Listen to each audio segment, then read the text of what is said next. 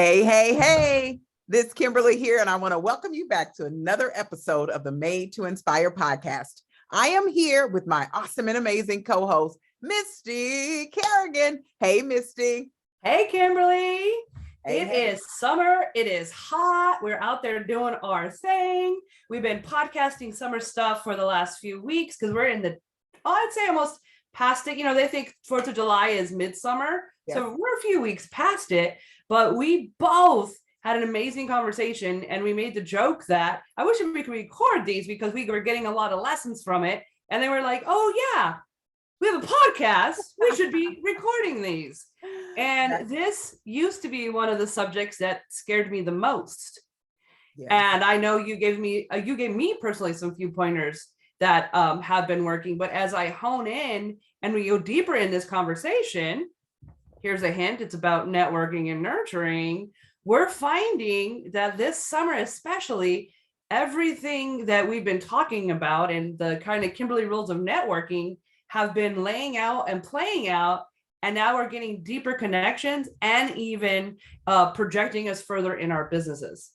Yes, so exciting. But before we get there, let me just remind you all that we have the Summer Business Accelerator going on July the 29th in the Temecula area. So if you're in Temecula, make sure you come join us, because what we're talking about today and what we've talked about the previous weeks are all about the summer. We call it the S4 Accelerator because it's about self, systems, strategies, and sales. So we want to help you on that journey. This is a 90-minute masterclass filled with nuggets, tools, and resources that you're going to be able to walk away with. So make sure you plug in, make sure you take a look at the link that will be provided in the show notes. So nurturing and networking, or is it networking and nurturing during the summertime? Or both.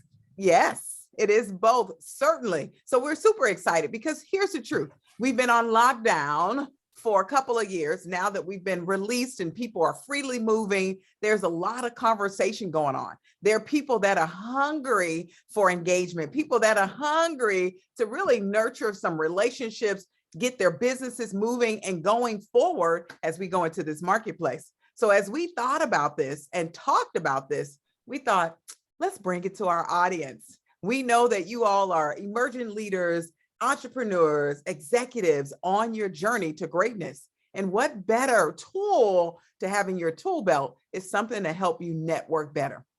I was listening to a book and it was The Ultimate Sales. I can't remember the last name of it, but he talked about skills that most professionals lack or fear: public speaking, communication, written communication, and verbal or auditory communication, and networking. So we're going to bring those things to you today, specifically networking. What is this concept, Misty? Well, you dropped a resource. I want to make sure we get it right. Was it The Ultimate Sales Machine? Oh, yes. That's the one I just told you about last week. Yeah, The Ultimate Sales Machine by Chet Holmes. So if you get a chance, check that out. Kimberly has been reading it and dropping nuggets for the last couple of days. And there's some stuff that we even were utilizing in one of the networking things we were doing. So great resource. We'll drop that in the chat also, or in the chat. We'll drop that in the resources also. Good. So we're here talking about networking and nurturing. It's summertime. If you find yourself at a pool, maybe at an outdoor, al fresco is what they call it, outdoor restaurant, maybe you're out just connecting, seek those opportunities. I always say, keep your ears over here, your eyes. For those of you not watching video, she just pointed to her eyes. I know. Keep your ears, your eyes, and your heart open. That's how you connect. And I want to start with a little story. Yesterday, or better yet, it was Friday, I was out and about on a bike ride with a friend. We decided after the bike ride, we would go downtown Temecula and just have breakfast at a famous little restaurant called Eat. We're out there on the patio. And two things happen. Number one, the manager or the advisor of the establishment, she comes out and she checks in with us to see how everything's going. So when she does, my guest or my friend knew her, introduced the two of us, and started sharing some of my credentials, if you will. Immediately, the woman was attracted to me and we started talking. She asked for my phone number. Who am I on social media? So I'm listening to her about where she is in the season in her life. And I'm thinking, okay, great. Check, add her to the list. And I'm just being honest, add her to the list of people to come back to and talk to.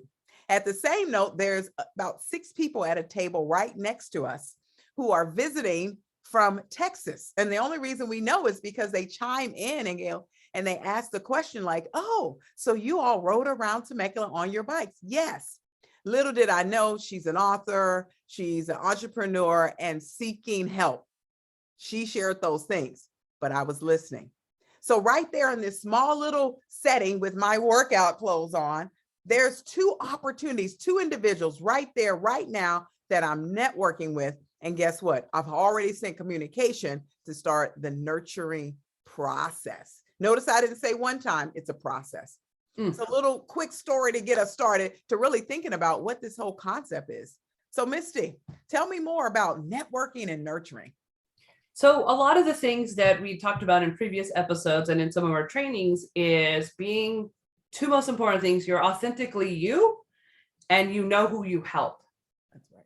So you can be authentically you, professional you can be authentically you, casual you, but there's always a chance that there's others around that are branding you even as you're there. So it's always important to remember you're especially if you're a coach or a trainer, or we say an entrepreneur or a business owner, and it's kind of you are the brand.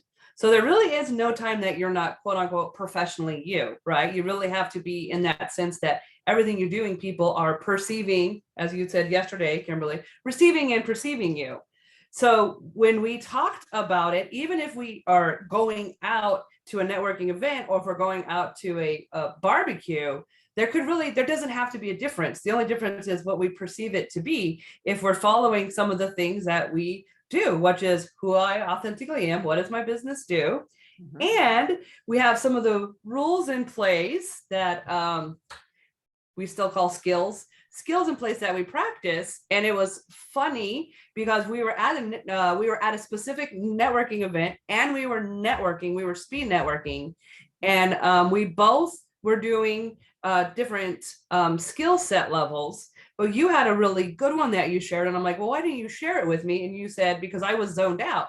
And I'm like, oh yeah, I was already kind of in my head of like, okay, what am I going to say? How am I going to say it? Telling myself the rules, don't talk too much, make sure you listen. But you gave a really good nugget and you said, it's always important if you can, if the other person talks first, so that you can kind of gather in what they're saying. Because a lot of times people will talk about their pain points or their business or their struggles. And even a network event, when they're telling you who they are and what they do, it's a great opportunity to kind of dive in a little more and learn a little more about them.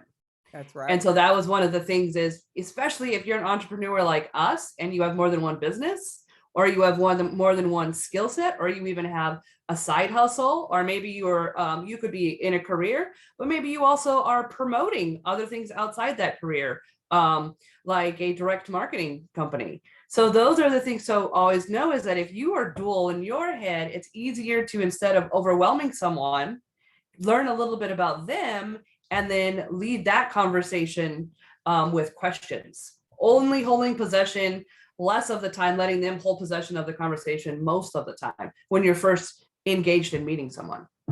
Yes. And you know what, to that point, Zig Ziglar on an old sales tape I listened to probably 20 years ago, I remember he said something about letting people speak. And at the end of the discussion, they feel like you're the most interested person in the world. And truth be told is they were talking and not you. People don't get enough opportunities to talk about themselves. And when we actually take the time to listen, we can learn and engage with them accordingly.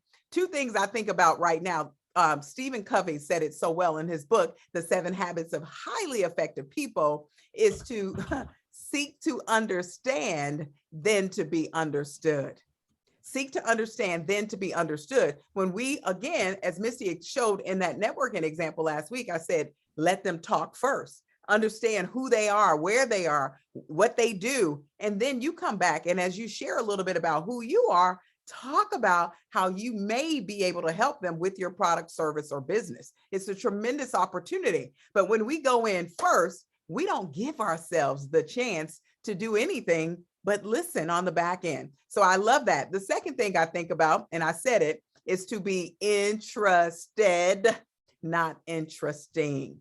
You know, we all have accolades. We all have experiences that would probably garner a lot of great information to people. But when you're in business, and I don't want to use the word sales, when you're in business, because if you're in business, you're in sales, you're in marketing, you're in accounting, you're in bookkeeping. You might have people that take on those functions for you. But when you're in business, you've always got to have that listening ear on, listening for opportunities on how you can be a resource, whether it's your product or your service, make it happen. Now, with that, I want to add what I consider what I call a ground rule. Making connections is really a lifestyle. It's not something I think of as a chore. You know, and I know so many of you are probably like, I'm an introvert. I don't like talking to people. Or maybe you're the one that says, I don't like people. But if you're in business, friends, it's unnecessary. And here's the truth. Take out the angst, take out the fear, and just make it a part of who you are. Make it a part of your lifestyle and not a chore. Again, using those principles of listening more than you're speaking, the principle of being interested and not interesting. Those are the things that are going to differentiate you in the market and really give you an opportunity to gain that new ear and or maybe new customer in the future. Who knows? I love that because I want to jump in. I think that's step number one. It's definitely making connections is a lifestyle, not a chore. Notice we didn't say making sales. We said connections. And think about how many people in your day that you could connect with. I always try too is making connections, as we talked about, is going to some of the same places, but going inside, not doing the drive-through like at Starbucks if I'm going there.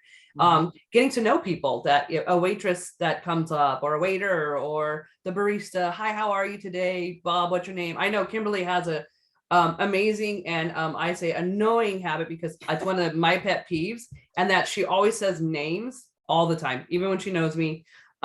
But it's just part of her, as she said, lifestyle. She's used to just talking and saying names because her infinite career in corporate and all the things you have to do. I'm sure that was something in Keystone that laid in front was people like hearing their name. I hate hearing my name, but here nor there. But I noticed even when we're in conversations in public, she's really good about, because you do it automatically so much that you're just first name. And then in the sentence, talking to them first name, and it really good. It's practice. All this is just a skill. It is. Because when we're almost, it's so weird. Kids aren't afraid to meet kids once they're not scared, right? If they go to a class and they're small enough age, they go, this is my new best friend and we're playing. And then we hit a point where we think, at probably high school, right? Meeting new people is scary, or rejection is scary, and I hate meeting new people.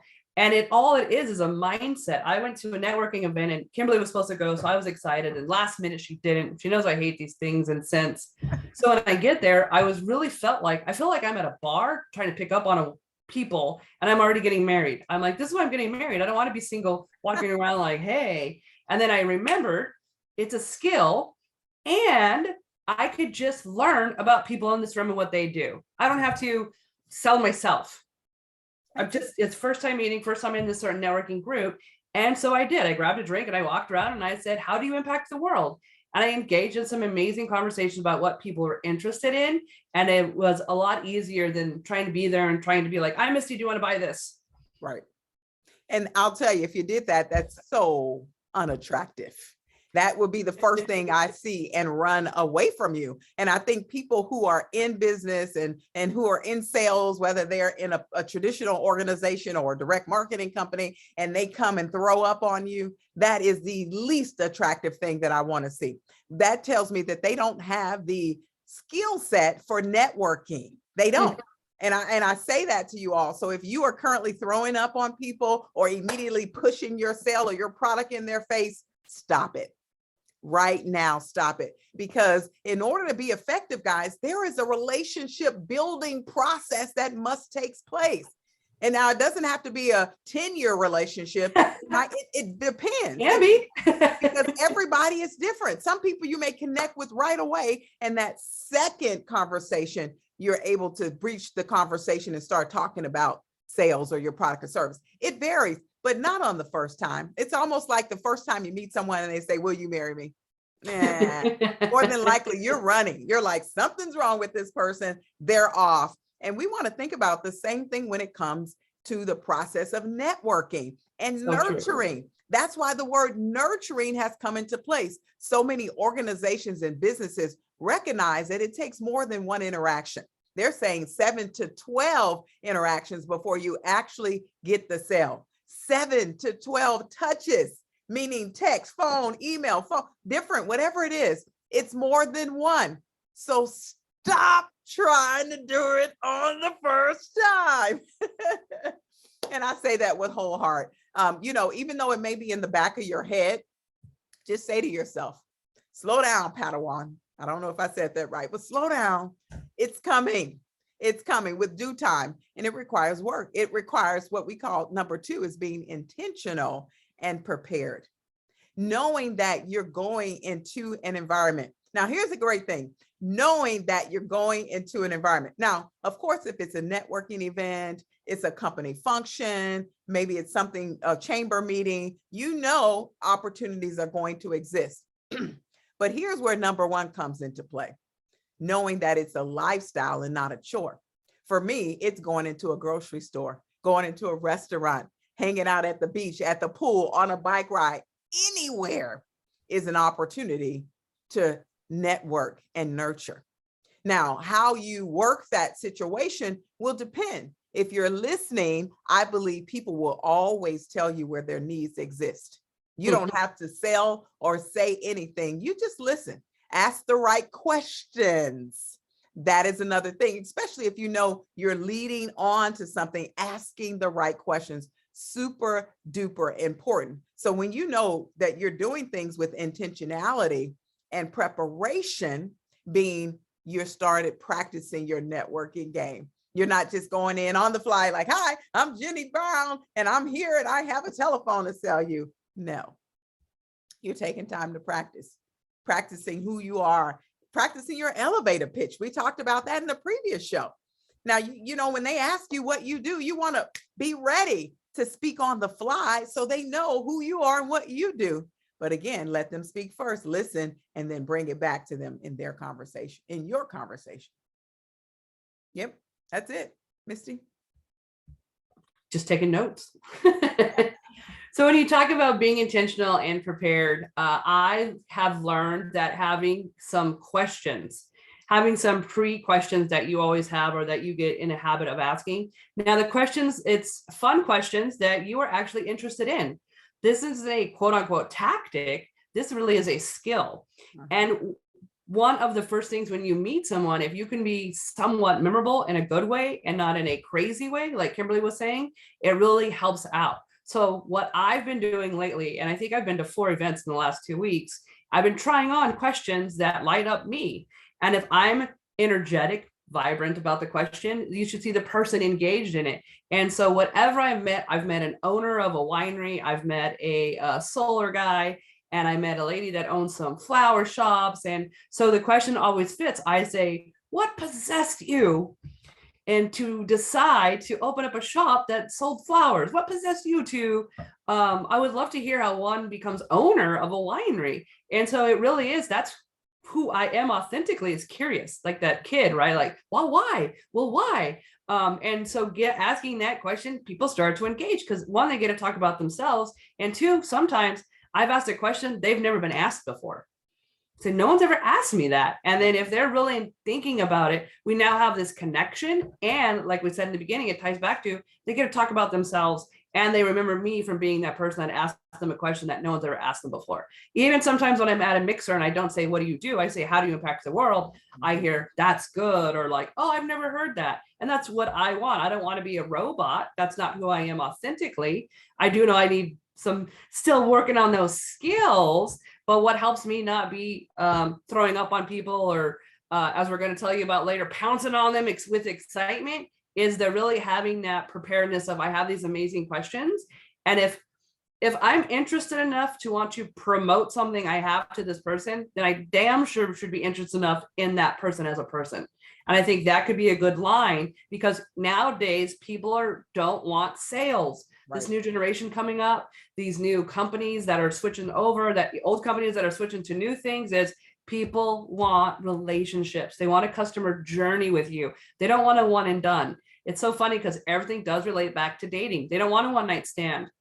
They Good. want that long-term relationship that you see them, you know them, and they matter. And so those are some of the things that right from the beginning, you want that in your brand, that if I meet you, it's because I wanted to meet you, not because I was trying to sell you something. Right. Right. You know, Which, oh, please. go ahead. No, go, please. No, I was going to say, which takes us to step 3. And it's crazy. I was going to tell about you, but say you. So before you get there, though, I want to bring up something, that being intentional and prepared. And this is something that you guys will maybe love or hate. It's really up to you and your perspective. But you know, when you go to any networking event or you go to connect with people, it's oftentimes, and I get this every day, oh, I'd love to connect with you. Do you have a business card? And I had to bring this in because this is one of my, I call it player moves. Player moves, you know, that game you play, you move, you check, that type of concept. Obviously, yes, you want to have business cards. You want to have them available to pass them out. But here's the truth, folks. Most people do not do anything with business cards. They put them into the rectangular bin in their office, which usually turns out trash can, or they put them somewhere and they're not being utilized. As a professional, your job is to get their business card, to get their contact information. That's what I mean about intentional and prepared, getting their information and then knowing what to do with it afterwards. You make that contact, you make the attempt for the coffee date or that next engagement. Now, one of the things I do as a level up, I will take my cell phone and say, let's take a selfie together.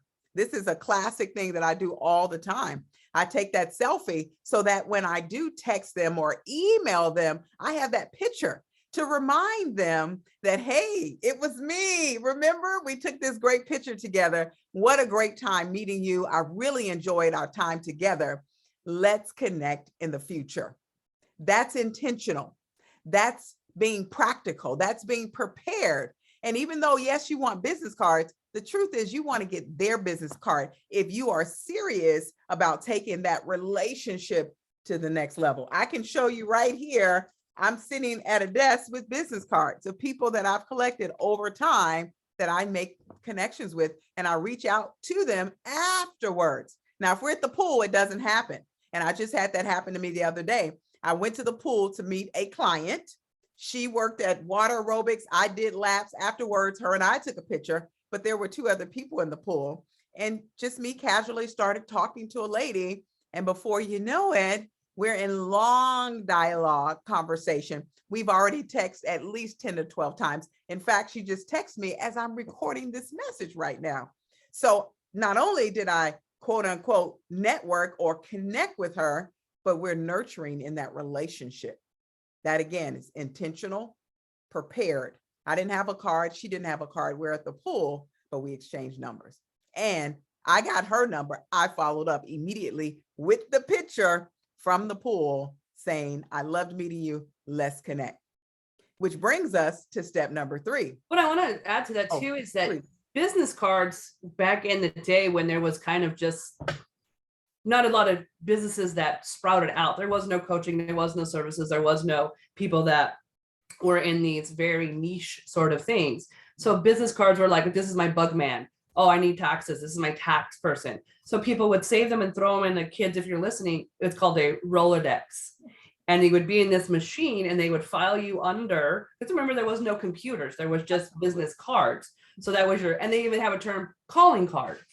So that they could put you in some sort of service. And then if something broke down, they would be like, oh, I have Bob, I have a card, I forget. They could flip through and they'd be like, that's Bob, he's the service guy. And there usually wasn't 20 people in that same service, right? It was the town sort of thing in cards.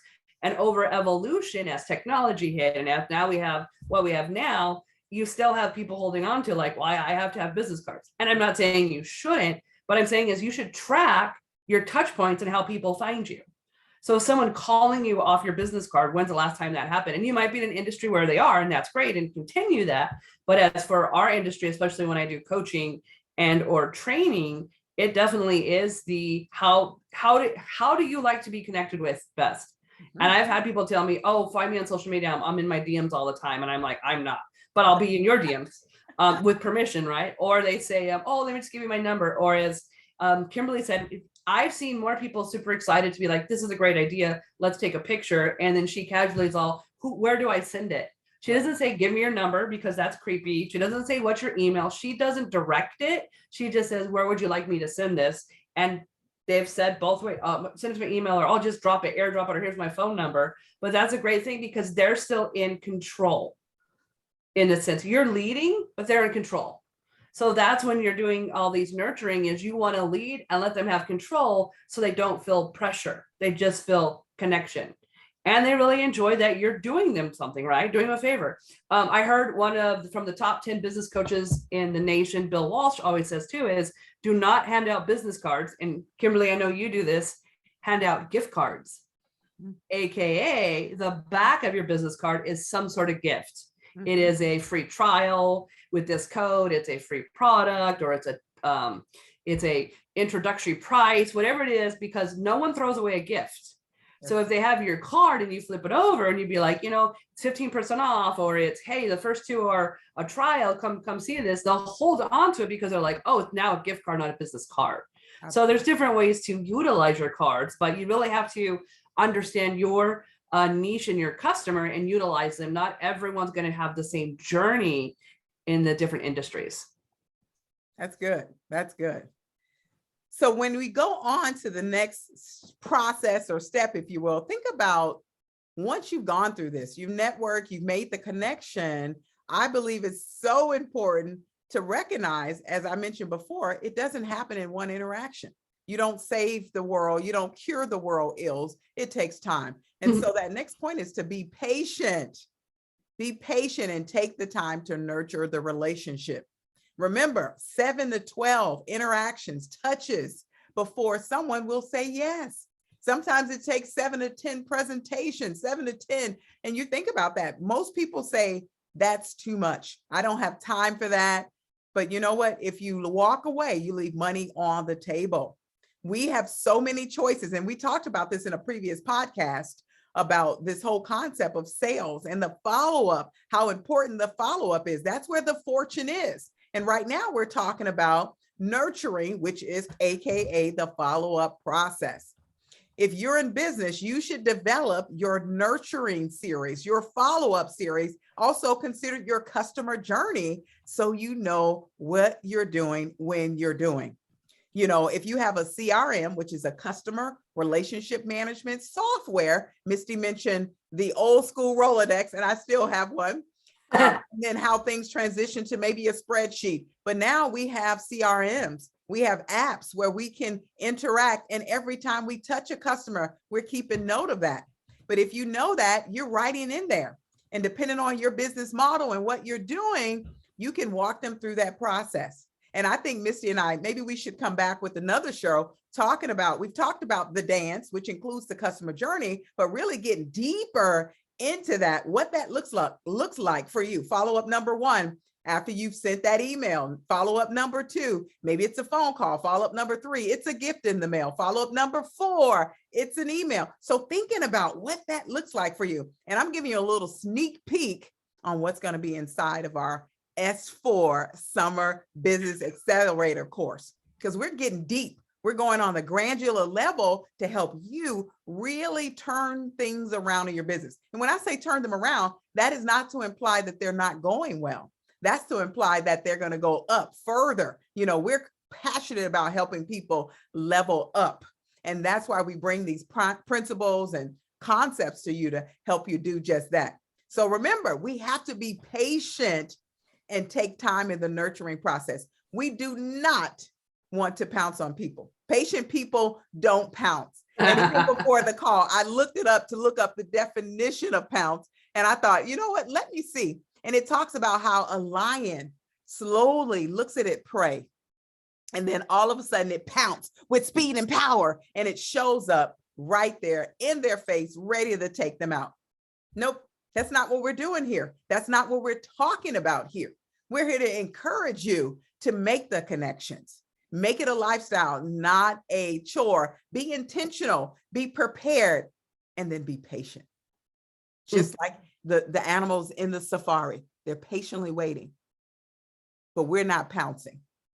We're going to nurture, nurture, nurture, and nurture some more until we get that yes. Now, remember, you're going to get no's in the process, but no doesn't mean no. It means not right now or not enough information. The yes will eventually come, but you have to steady yourself in the process. Be patient, friends. Be patient. Don't be thirsty. Yes, yes, yes. Missy, you have anything to add to that? I just want to tie it up really quick. And learning is that I think I'm the best example because I'm still practicing and learning these skills in this realm.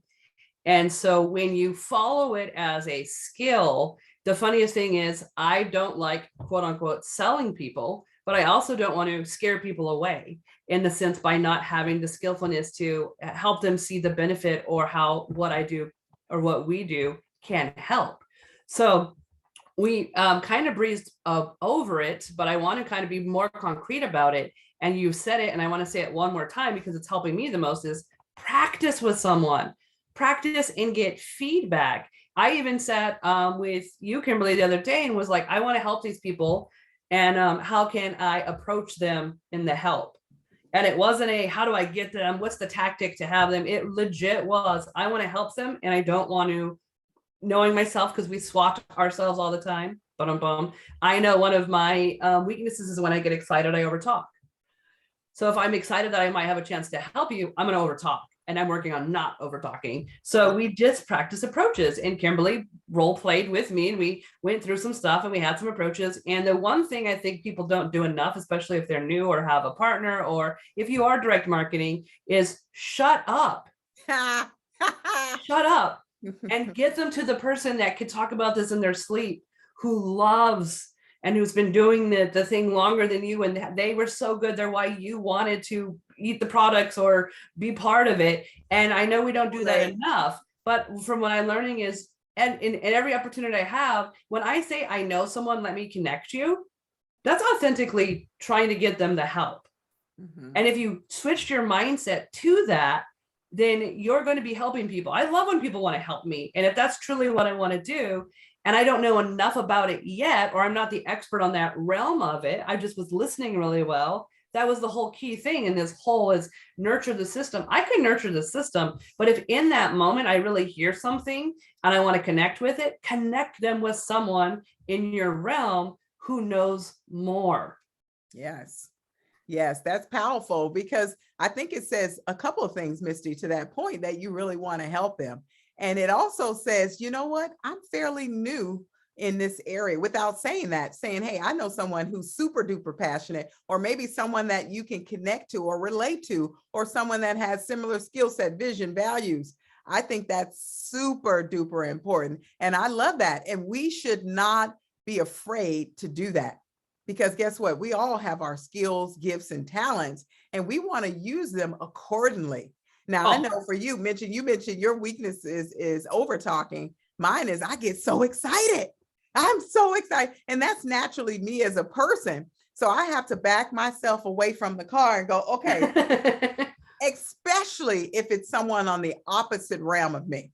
You know, every color complex, every color, not color, but every personality profile, I always end up in the same spectrum, no matter what profile it is, the Myers-Briggs, the DISC, the bank card, I'm always the same, right? Little modifications over the years for changes, but I seem to always connect with the person on the other side. And for years, it took me a lot to realize, oh, this is terrible. I thought it was terrible. But when I realized it was an opportunity, because there was an opportunity for me to grow, to get closer to being and seeing their side, and vice versa. I began to recognize that thing that I didn't possess and how I could better work with people on the other side, because now I'm being connected with them. So good, so good. Missy, you were going to say something. I was just going to say that sometimes we don't understand how not being the expert in something kills the relationship and or talking about the sale. And my joke well, not a joke, but my thing was I were laughing about was someone was talking about gut health. And instead of in the moment, which I'll do next time, was just calling you and being like, I don't understand this. I was like, oh, I know a little bit about that. And I don't know a lot about it because I was saying, oh, my business partner does know because she does a course in it. Like, but what I didn't say when I started talking to you and I didn't realize was you're obsessed with it and you know the ins and outs of it. And even when we were talking, you're giving me another lesson. And I'm like, easy, professor. I'm not the person, but you were like, oh, it's this and that. But you lit up. You lit up when it came to the gut because you understand the importance and how could it change and affect your entire body and the way that you even do business in your mind. But I was laughing because I'm like, okay, that was such a great lesson for me because literally the lady was telling me she had to have the things that take everything out of your gut and start from zero.